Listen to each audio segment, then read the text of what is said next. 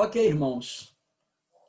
Vamos então abordar hoje a respeito de um tema que é muito relevante, porque nós estamos vivendo uma época bastante difícil, porque nós estamos vivendo os últimos tempos da história desse mundo, os últimos dias. Essa pandemia vem falar exatamente a respeito disso, desse tempo no qual nós estamos vivendo.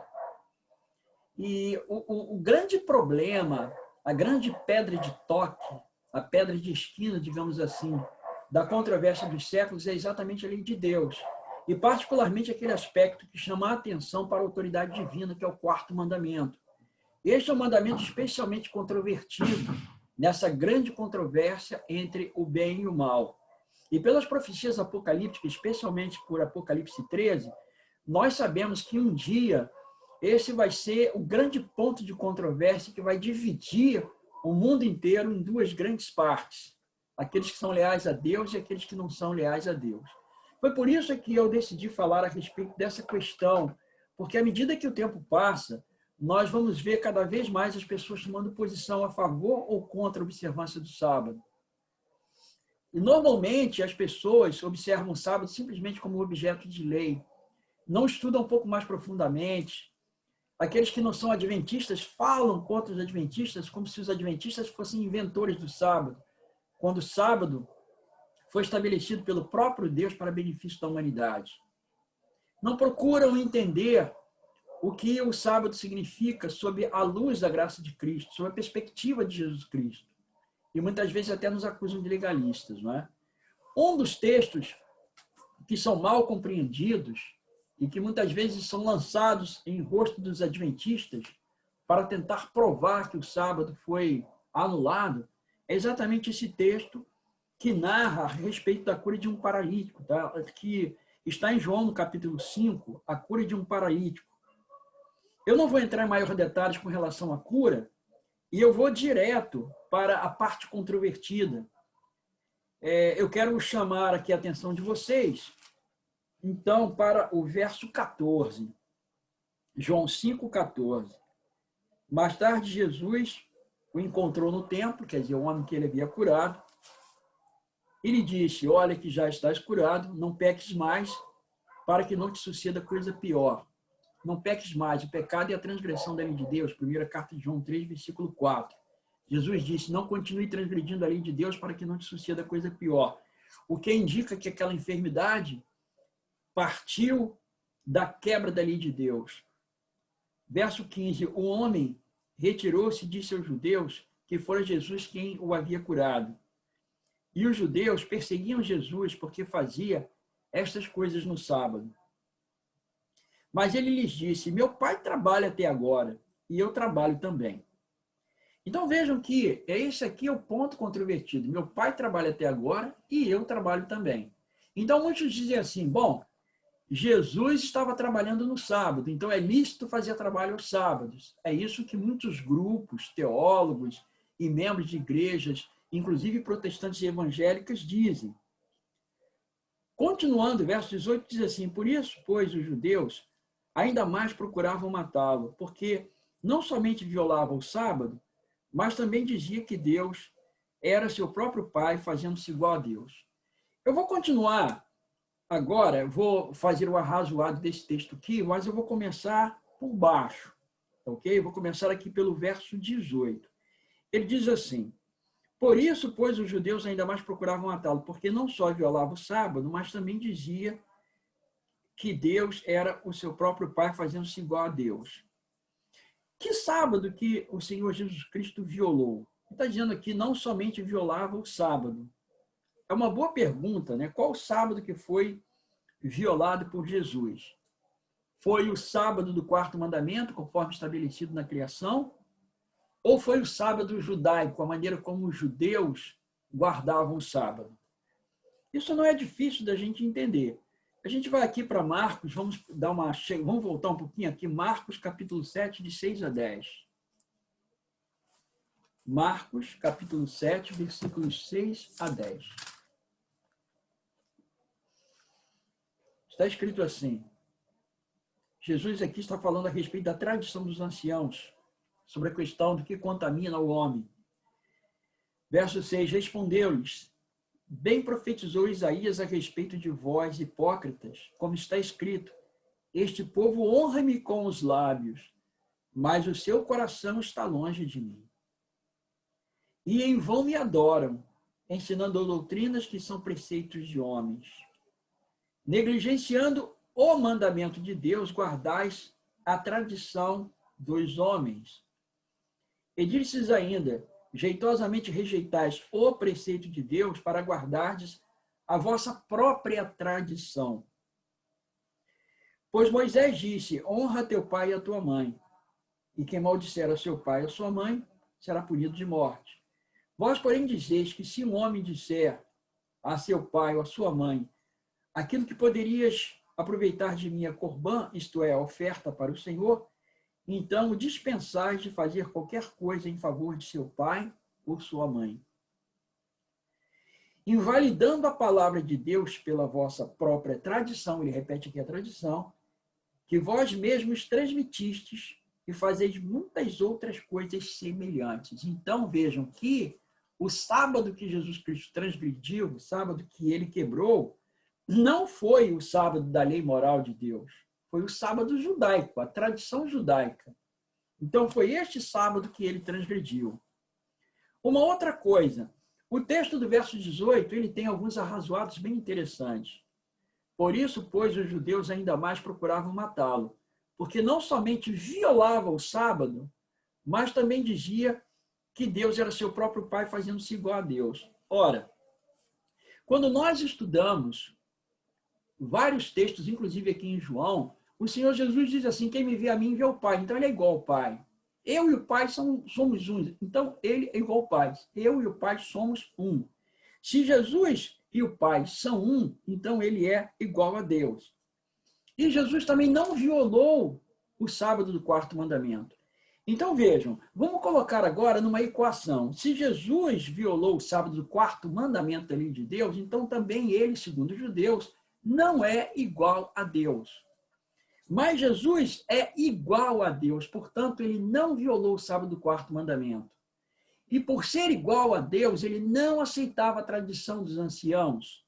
Ou seja, ele não aceitava a maneira como eles guardavam o sábado, ou como eles entendiam observar do sábado. E esse sábado ele violou, porque ele é igual a Deus. É uma relação bem interessante quando a gente observa isso. Não é muito difícil da gente compreender. Um ponto, amigos, que é fundamental quando nós vamos fazer um arrazoado bíblico, é nós fazermos comparações de um texto com outro texto análogo. Eu conheço alguns críticos, e vocês também devem conhecer, que dizem que a Bíblia é um amontoado de contradições, porque eles não entendem qual a maneira, a forma como as Escrituras Sagradas elas apresentam a sua mensagem. Como eu já falei aqui no outro dia, a abordagem bíblica é uma abordagem semítica, não é uma abordagem grega, aristotélica. Ela tem uma forma própria de apresentar a sua mensagem. Então, muitas vezes, um texto parece estar em contradição com o outro, quando, na realidade, eles se complementam, e a gente tem que entender o que ele quer dizer. Por exemplo, alguns teólogos dizem que, quando Jesus diz assim, meu pai trabalha até agora e eu trabalho também, eles dizem que esse trabalho aqui foi um trabalho continuado da criação. E que, portanto, se esse trabalho é um trabalho continuado da criação, então o sábado ele não tem mais relevância alguma, porque o sábado ele determinou o final de um processo criativo. Sendo que, quando nós vamos lá para Gênesis, no capítulo 1, lá no finalzinho de Gênesis, capítulo 1, lá no final, no último texto de Gênesis, capítulo 1, no último versículo está escrito assim. Vamos ver a partir do verso 30, Gênesis 1:30. E todos os animais da terra, e a todas as aves dos céus, e a todos os répteis da terra, em que há fôlego de vida, toda a erva verde lhe será para mantimento, e assim se fez. Viu Deus tudo quanto fizera, e eis que era muito bom. Houve tarde de manhã, o sexto dia. Capítulo 2, verso 1. Assim, pois, foram acabados os céus e a terra, e todo o seu exército. E havendo Deus terminado no dia 7º a sua obra que fizera, descansou neste dia de toda a sua obra que tinha feito. Então, vejam, irmãos, que a obra da criação, ela foi terminada. Se Jesus diz, meu pai trabalha até agora, e eu trabalho também, e se essa obra que ele está dizendo que meu pai trabalha até agora se refere à criação, então é uma contradição bíblica. Porque lá no Antigo Testamento está escrito que a obra criativa foi terminada. E Jesus jamais ele poderia dizer, meu pai trabalha até agora, se a espécie de trabalho que ele realiza é a mesma que foi realizada lá na criação. Até porque o pai e o filho, Deus, constituem uma divindade. São duas pessoas de uma divindade, são um ser divino. Deus é constituído de Pai, Filho e Espírito Santo, nós sabemos disso. E como diz diversos textos, como por exemplo Colossenses capítulo 1, versículo 16, Jesus Cristo é o agente da criação, como está no próprio João capítulo 1, no Evangelho de João. Então, ele jamais poderia dizer que trabalha até agora se essa espécie de trabalho for igual. Evidentemente, Jesus Cristo aqui está falando de uma espécie de trabalho diferente, ele está falando de outro tipo de trabalho. E nós poderíamos dizer, junto com Samuel Bacchiocchi, que existem dois tipos de trabalho. Existe o trabalho criativo, que é aquele que foi terminado lá no início do mundo, e o chamado trabalho redentivo, que vem acontecendo ao longo de toda a Bíblia. Toda vez que Deus curou, toda vez que Deus libertou o seu povo, toda vez que Deus perdoou, toda vez que ele resgatou, ele empreendeu um trabalho redentivo. E é isso para o qual eu quero chamar a atenção de vocês. Vamos dar uma checada, né? Porque isso é muito importante, tá bom? Então, vamos aqui. Eu quero convidar vocês para abrirem aqui mesmo em João, no capítulo 5, versículo 36.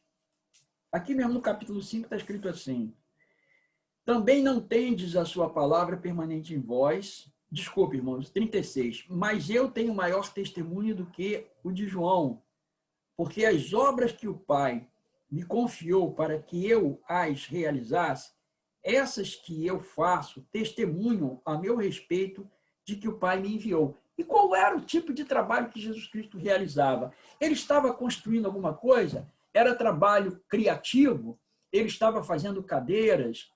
Ele estava no moinho fazendo algum tipo de trabalho criativo? Ou ele estava fazendo um trabalho redentivo, que tem a ver com a redenção do ser humano, que tem a ver com salvação? Essa é uma pergunta. Esse texto aqui, ele parece exatamente responder isso. Quando a gente vai aqui para o capítulo 15, verso 10, João 15, 10, aqui mesmo em João, está escrito assim: se guardardes os meus mandamentos, permanecereis no meu amor, assim como também eu tenho guardado os mandamentos de meu Pai, e no seu amor permaneço. Ele jamais poderia dizer que guarda os mandamentos do Pai se ele quebrasse o sábado, se ele violasse o sábado. Então, quando você pega esse texto e pega aquele outro e você junta os dois, você vai observar que realmente não tem como a gente aceitar esse tipo de trabalho aqui como sendo um trabalho, simplesmente um trabalho criativo. É claro que ele está falando de trabalho redentivo, eu vou dar outros exemplos para vocês de trabalho redentivo. Aqui, João capítulo 10, 37 e 38. Vamos andar um pouquinho mais aqui. João 10, verso 37 e 38. Está escrito assim: se não faço as obras de meu Pai, não acrediteis. Mas se faço e não me credes, crede nas obras, para que possais saber e compreender que o Pai está em mim e eu estou no Pai. Quando Jesus fala dessas obras que o Pai realiza através dele, ele está falando de quê? Ele está falando de dar vista aos cegos, de devolver a audição àqueles que são surdos, de dar mobilidade a um coxo e até de ressuscitar. Então, essa é a obra que o Pai realizava através dele. Aqui no capítulo 14, verso 11, a gente caminhando mais um pouquinho, João 14, verso 11, ele diz: crede-me que estou no Pai e o Pai em mim. Crede ao menos por causa das mesmas obras. Quais são as mesmas obras? Quais foram as obras que Deus realizou através de Elias, através de Eliseu, através dos grandes profetas do passado?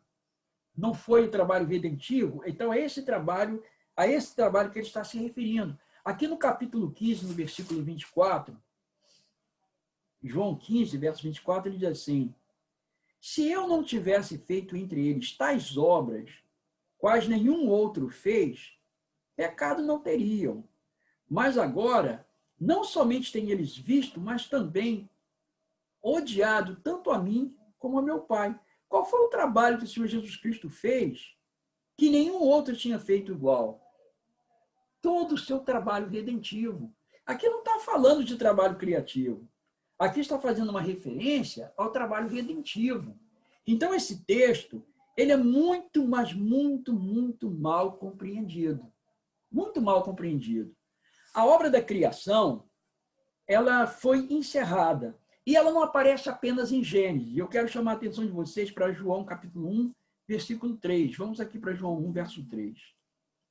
Que é aquele texto famoso, né? No princípio era o verbo, e o verbo estava com Deus, e o verbo era Deus. Ele estava no princípio com Deus.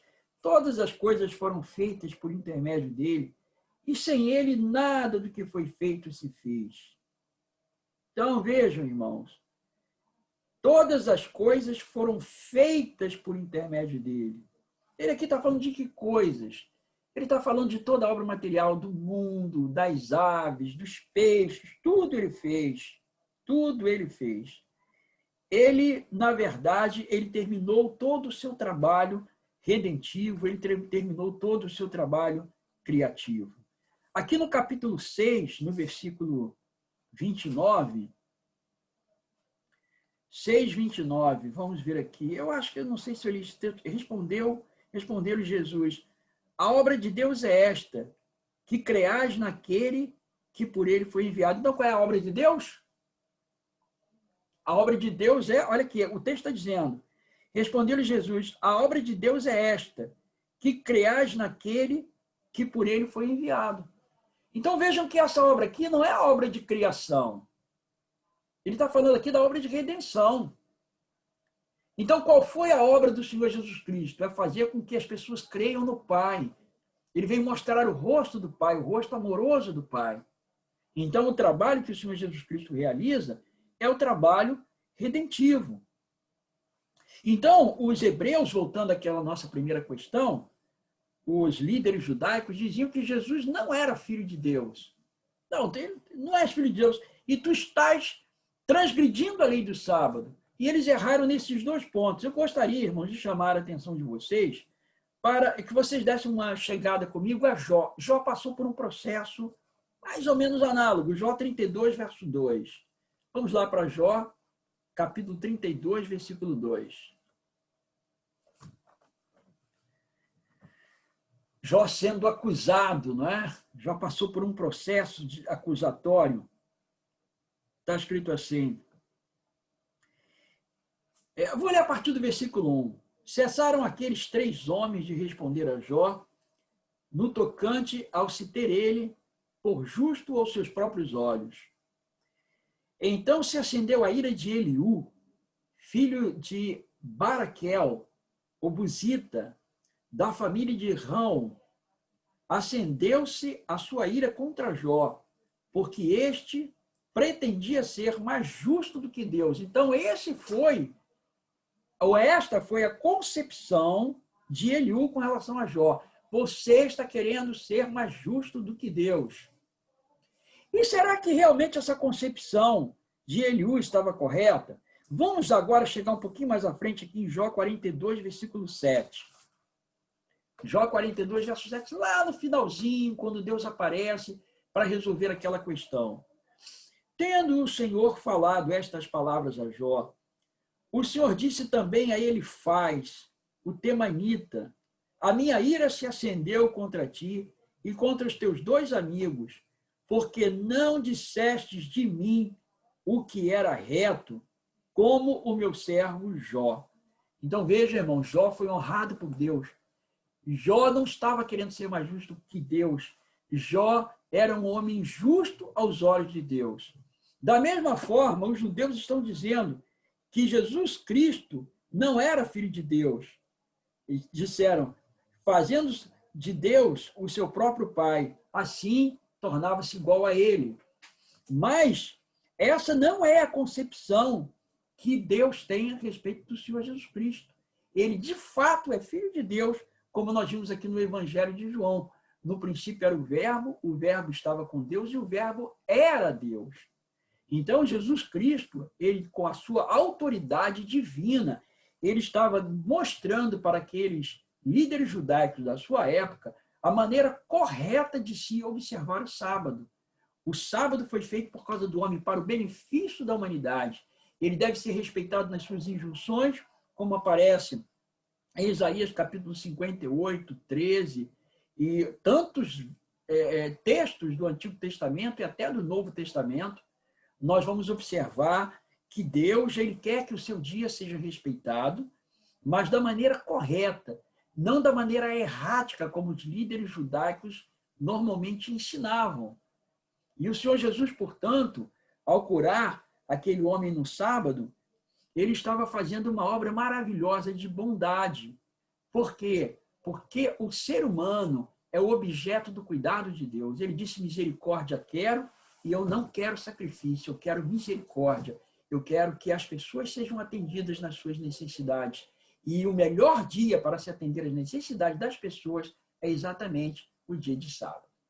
Então, irmãos, que Deus nos abençoe para que nós possamos sempre, ao estudarmos a Bíblia, levar em consideração o seu contexto, levar em consideração tanto o contexto imediato, como toda a perícope, e também outras partes das Sagradas Escrituras que abordam sobre aquele mesmo assunto, para que a gente acabe não errando sobre uma questão que é tão importante quanto é essa questão da observância do quarto mandamento, que será a pedra de toque da experiência religiosa, quando sair o sinal da besta e as pessoas tiverem que decidir sobre lealdade à besta ou lealdade a Deus, que nós escolhamos o lado certo. Que Deus nos abençoe e que Ele nos dê muita força para que nós possamos continuar fazendo a sua vontade e continuar guardando os seus mandamentos pela graça do Senhor Jesus Cristo,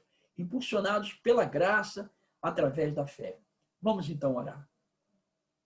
Nobríssimo Pai Celestial, a Ti, Senhor, nós tributamos a nossa gratidão e o nosso louvor pela Tua bondade, pela Tua santa misericórdia, e também por teres enviado o Senhor Jesus Cristo, Teu Filho amado, pela nossa redenção, para trabalhar a nossa redenção, o que faz até hoje, incessantemente, a fim de que possamos aceitar sempre a Sua graça e a Sua grande misericórdia. Receba, Senhor, portanto, a nossa adoração. Ajuda-nos a permanecermos leais, fiéis a Ti, no mesmo e sagrado nome de nosso Senhor e Salvador Jesus Cristo. Eu te peço essas bênçãos agradecido. Amém, Senhor. Louvado seja o Teu santo nome. Amém.